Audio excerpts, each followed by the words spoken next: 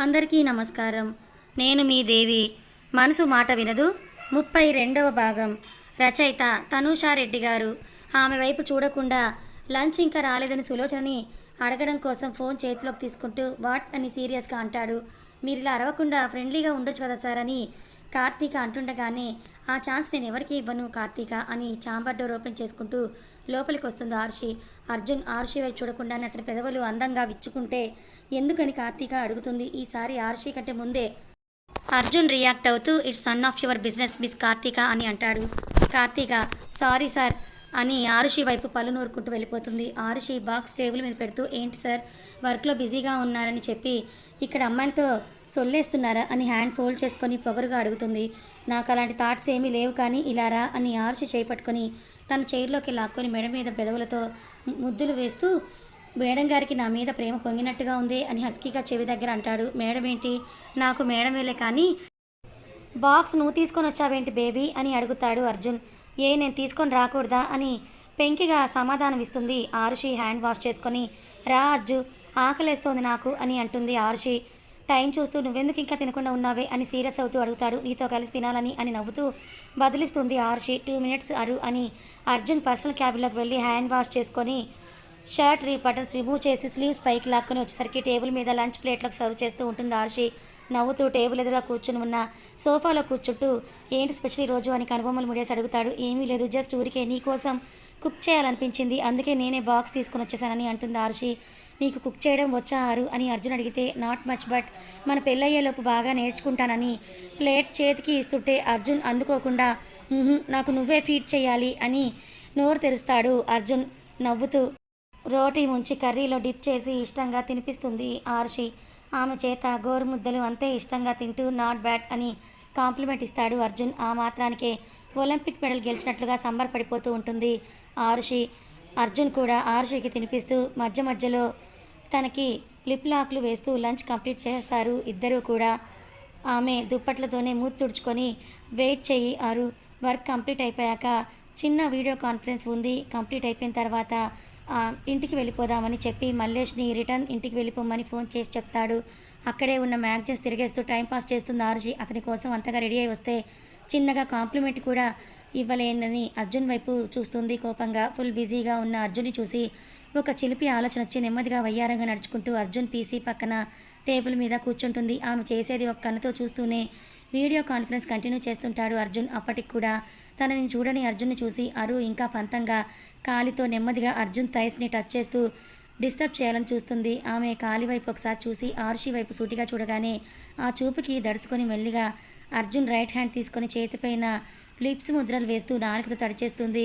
ఉఫ్ అని ఊపిరి వదిలి క్లయింట్స్తో టుమారోకి వీడియో కాన్ఫరెన్స్ పోస్ట్పోన్ చేస్తూ కాల్ని కట్ చేస్తాడు. కోపం వచ్చినట్టు ఉందని ఆరుషి ఆ టేబుల్ నుంచి దిగి పర్సనల్ రూమ్లోకి వెళ్తూ ఉంటే ఆమె దుపట్టా పట్టుకొని లాక్కి ఎక్కడికే వెళ్ళేది, నన్ను డిస్టర్బ్ చేసి నాలో కెమికల్ రియాక్షన్ వచ్చేలా చేసి నా నుండి తప్పించుకొని ఎక్కడికి వెళ్తున్నావు అని అంటూ ఫోర్స్గా తన ఛాతీకి ఆమెని లాగుతాడు.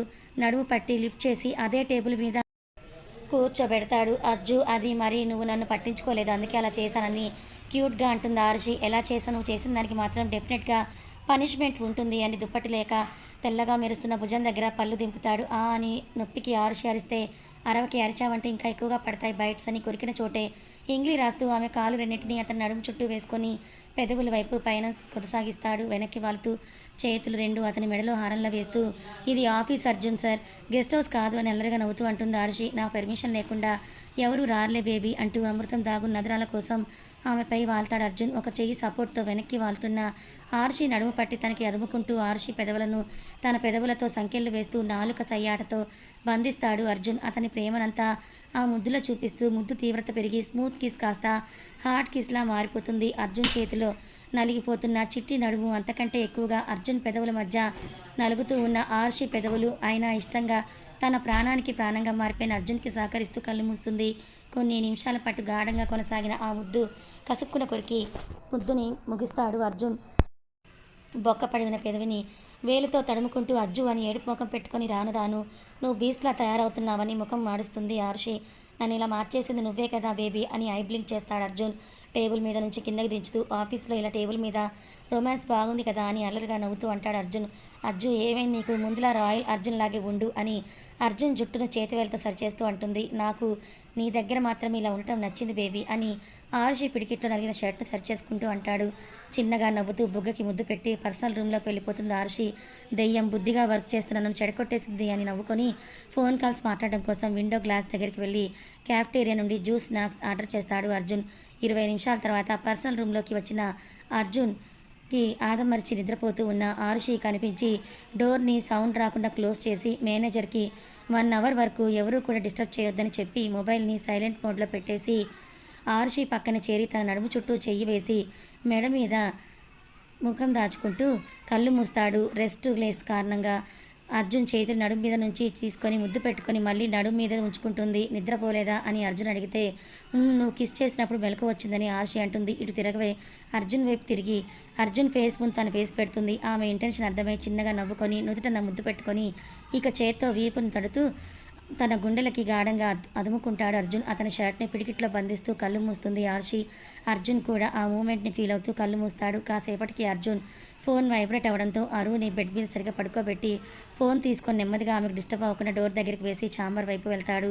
మామ్ అని అర్జున్ అంటే కన్నా ఇంకా ఇంటికి రాలేదు, టైం 5 కూడా దాటిపోతుంది అని అంటారు సులోచన. టైం చూసుకోలేదు మా, వచ్చేస్తున్నాను అని అంటాడు అర్జున్.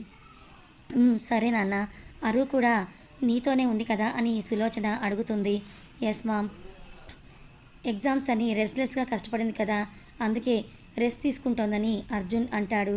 ఆ మాటలకి సులోచన సరేనన్న, అర్జున్ తనని డ్రాప్ చేసి త్వరగా వచ్చేసేయి ఇంటికి, నీతో కొంచెం మాట్లాడాలని అంటుంది సులోచన. ఓకే మామ్ అంటూ కాల్ కట్ చేసి పర్సనల్ రూమ్లోకి వెళ్ళి బుజ్జికొక్క పిల్లలా ముద్దుగా పడుకున్న ఆరుషిని చూసి లేపాలని లేకపోయినా ఆరు వేకప్, ఈవినింగ్ అవుతోంది, ఇంటికి వెళ్ళి పడుకోవే, అత్తయ్య కాల్ చేశారని అంటాడు అర్జున్.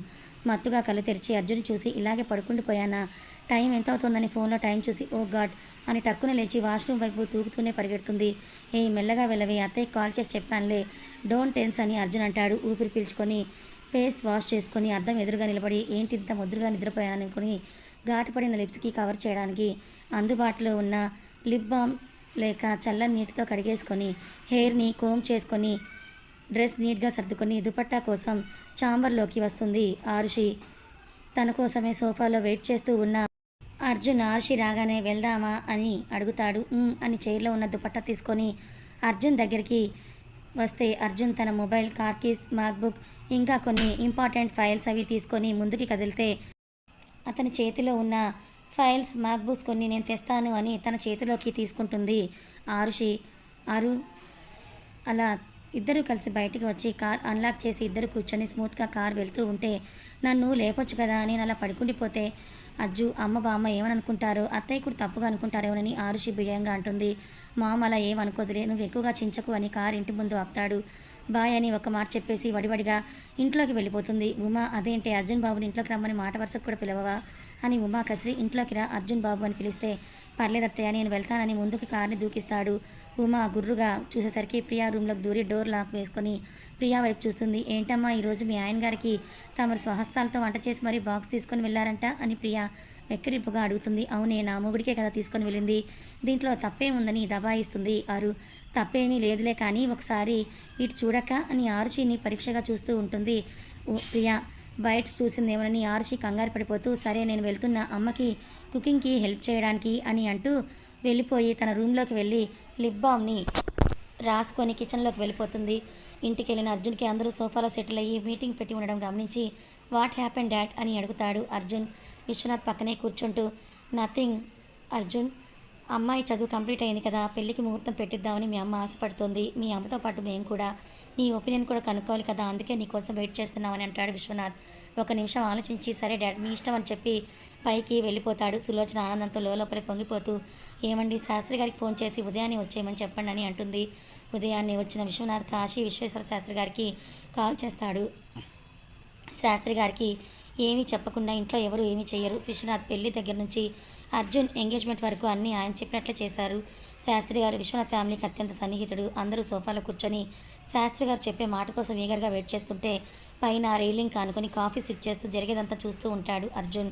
బాగా చూసి మంచి బలమైన ముహూర్తం చెప్పు శాస్త్రి అని అంటుంది నిర్మలాదేవి బామ్మ. అలాగే తల్లి అని ఆరుషి అర్జున్ జాతకాలు బాగా పరీక్షగా చూస్తూ అమ్మాయి అబ్బాయి జాతకాలు బేషుగ్గా బ్రహ్మాండంగా ఉన్నాయి. అమ్మాయికి మహాలక్ష్మి కళ నిండుగా ఉంది. ఇద్దరి మధ్య చక్కని అన్యోన్యత కూడా ఉంది. ఇద్దరివి ఒకే రాశి కాబట్టి వచ్చే నెల పంచమి 22వ తారీఖు మాంగళ్యధారణకి అద్భుతంగా ఉంది. ఆ ముహూర్తానికే పెళ్లి ఖాయం చేసుకోనని అంటాడు శాస్త్రి. అందరూ ముఖాలు నవ్వుతూ వీక్షిస్తే నిర్మలాదేవి గారు అయితే పెళ్లికి ఇంకా ఒక నెల మాత్రమే ఉందని, అంత లోపల అన్ని పనులు చకచకా జరిగిపోవాలని తొందర చేస్తుంది. శాస్త్రి అని నువ్వే దగ్గరుండి చూసుకోవాలని ఆర్డర్ వేస్తాడు వెంకటరామయ్య గారు. ఒక క్షణం తల్లి తొందరపడకని చెప్పి జాగ్రత్తగా వినండి అని విశ్వనాథ్ వైపు చూస్తూ అంటాడు. ఏంటి శాస్త్రి గారు అని టెన్షన్గా సులోచన అడిగితే అమ్మాయికి కళ్యాణ గడియ కంటే ముందు మృత్యు పొంచి ఉంది. పెళ్లి ముహూర్తం వరకు ఎక్కడికి దూర ప్రయాణాలు చేయకుండా ఆ సర్వేశ్వరునే ధ్యానిస్తూ ఉండాలి. అమ్మాయి మెడలో తాలి పడగానే ఆ గండం పోతుంది అబ్బాయి జాతక ప్రభావం వల్ల అని అంటాడు శాస్త్రి. అప్పటి వరకు నవ్వుతున్న అందరి ముఖాలు ఒక్కసారిగా కళావిహీనంగా మారిపోతాయి. కాఫీ కప్ పక్కన పెట్టి కిందకు దిగుతూ తనకేమీ కాదు శాస్త్రి గారు, తన ప్రాణానికి నా ప్రాణం అడ్డంగా పెట్టి మరీ తనని కాపాడుకుంటాను, మీరు మీ ఏర్పాట్లు చూసుకోండి అని సులోచన వైపు చూస్తాడు అర్జున్ నాకేదో భయంగా ఉంది నాన్న, అరుకి మృత్యుగండం ఏంటి నాన్న అని టెన్షన్ పడిపోతూ కంటతడి పెట్టుకుంటూ అంటుంది సులోచన. తనకేమీ కాదని చెప్పాను కదా మామ్, తనని జాగ్రత్తగా నేను చూసుకుంటాను, మీరు మీ మ్యారేజ్ పనులు చూసుకోండి అని తల్లికి ధైర్యం చెప్పి డాడ్ నాకు ఆఫీస్కి లేట్ అవుతుందని బయటికి వెళ్ళి మల్లేష్ని కార్ తీయమని చెప్తాడు. కారులో వెనక కూర్చున్న అర్జున్ ఆలోచనలన్నీ శాస్త్రి గారు చెప్పిన మాటలు చుట్టూ తిరుగుతుంటాయి. తల్లికైతే ధైర్యం చెప్పాడు కానీ అతని మనసులో మాత్రం క్షణక్షణానికి కంగారు భయం పెరిగిపోతుంది. అతని దూకుడుతో బిజినెస్లో మిత్రుల కన్నా శత్రువులను ఎక్కువగా సంపాదించుకున్న అర్జున్ ఎప్పుడూ కూడా భయం అన్న పదం కూడా తన దగ్గరికి రానివ్వలేదు. అలాంటిది ఆరుషినే తన ప్రాణంగా మారిపోయిన అర్జున్కి మొదటిసారిగా ఆరుషి విషయంలో భయం వేస్తోంది. ఆఫీస్ రీచ్ అయిన అర్జున్ పెదవి మీద ఒక చెయ్యి పెట్టుకొని దీర్ఘంగా ఆలోచిస్తూ స్టీవ్కి కాల్ చేసి ఆరుషి ఇంటి చుట్టూ సెక్యూరిటీని ఈ రోజు నుంచి టైట్ చేయమని స్టీవ్కి ఆర్డర్ వేసినట్టుగానే చెప్తాడు అర్జున్. నో చెప్పడం రాని స్టీవ్ ఓకే సార్ అని తన పనిలో బిజీ అయిపోతాడు. వర్క్ చేస్తూ ఉన్న అర్జున్ మనసు తనకి ఎవరి నుంచి ప్రమాదం పొంచి ఉందని ఆలోచనలో పడిపోతూ ఉంటాడు. ఆరుషి నుండి కాల్ వస్తుంది.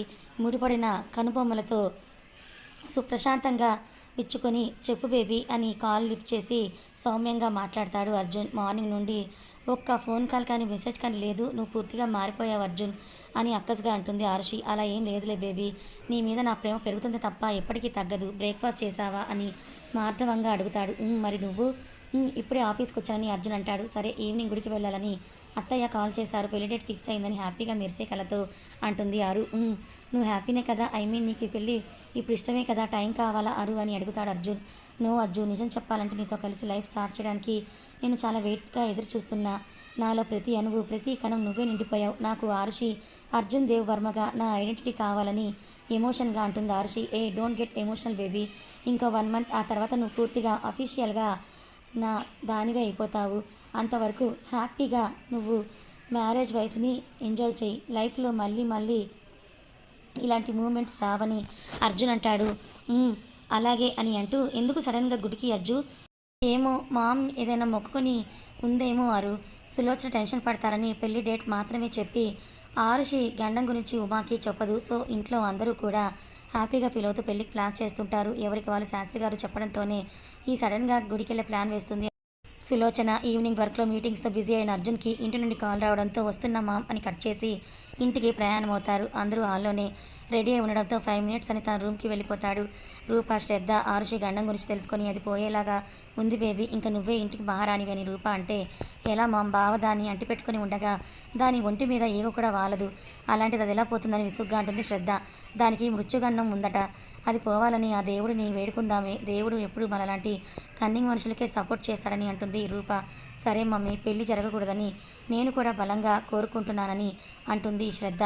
ఆరుషి ఫ్యామిలీ అంతా కూడా ఒక కారులో వస్తే అర్జున్ ఫ్యామిలీ అంతా కూడా ఒక కారులో ముందు వెనకగా గుడికి చేరుకుంటారు.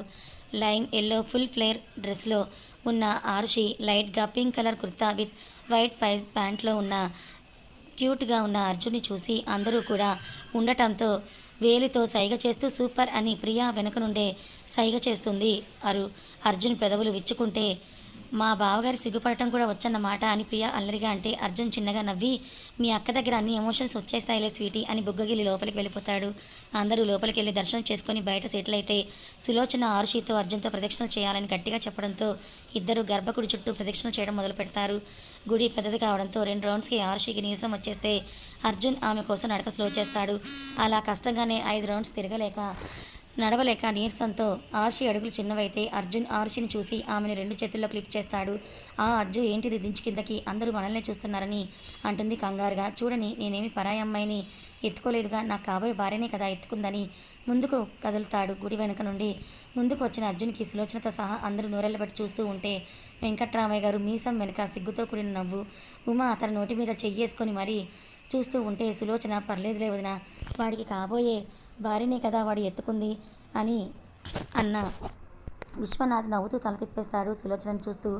ప్రియా మాత్రం బావగారు పోస్ట్ సూపర్ అర్జున్కి వినిపించేలాగా అంటూ ఫొటోస్ క్లిక్ అనిపిస్తుంది వాళ్ళిద్దరిని.